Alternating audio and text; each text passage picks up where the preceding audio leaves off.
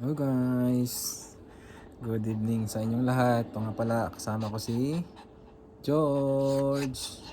Makulit, gusto niyang pumunta dito kay yan guys, kay Bibi Uno. Nakalabas na siya, labas na po kami.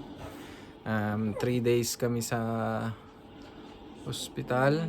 Nagsimula kami nung Tuesday ng 4 a.m. Hanggang ngayon gabi kami nakalabas sa anong pangalan ng hospital?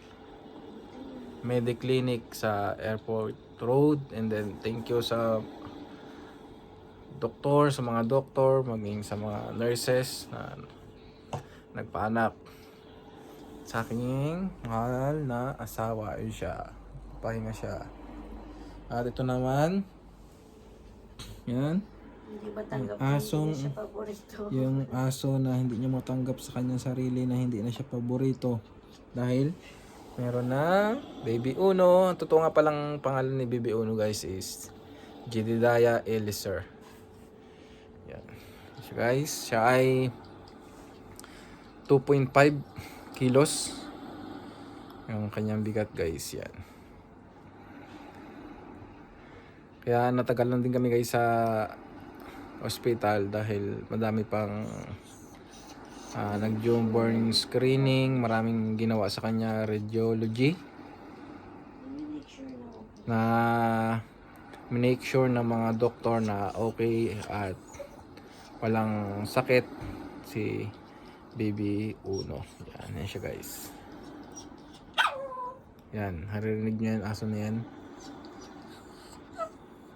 Kaya na pa niya gustong puntahan si Baby Uno, kaya lang hindi pwede. Nagmamaktol siya. Okay, so, yung baby namin, siya ay mahimbing ang tulog. Busog siya. Kasi nung unang araw namin guys sa hospital, yung kakapanganak ni Baby Uno nung Tuesday ng hapon, 4:32 p.m. Hindi pa niya halos alam mag dede. Tingnan mo. Kahapon yan, naging malakas na siya magdede, tapos kanina. Kaya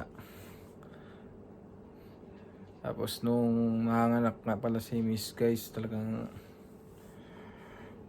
ramdam mo din yung sakit, yung pain na kanyang pinagdadaanan. Pero dito nga guys sa UAE meron kayong insurance, at yung doktor ni Mrs. ko guys is pinalagyan siya ng nag-epidural siya, epidural, para males yung pain.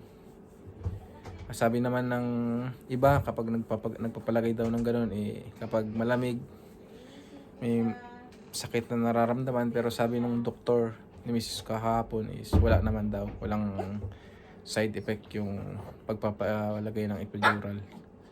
Para mga guys, naging maayos yung panganak ni Mrs. ko noong Tuesday. Okay, so hindi siya mapakala guys. Nabantayan niya si Baby Uno, si Harley.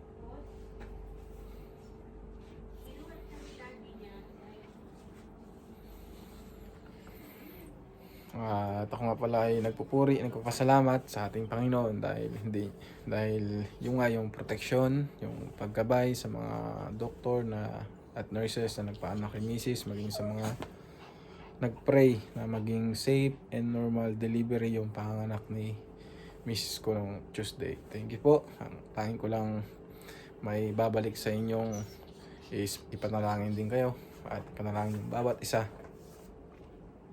And then, yung nga, sa mga susunod pa nating video guys, yan, samahan nyo kami yung pagiging bagong nanay at tatay na pangalan nito, yung bagong kabanata ng aming buhay bilang mag-asawa na meron na nga kaming baby.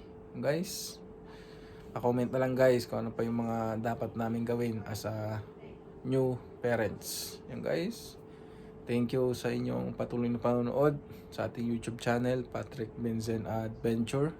Huwag niyong kalimutan mag-like, mag-share, and kung nagustuhan niyo itong ating video guys, pa-subscribe and then pa-comment na rin guys kung hanggang saan umabot yung ating video. Yung guys, thank you and God bless.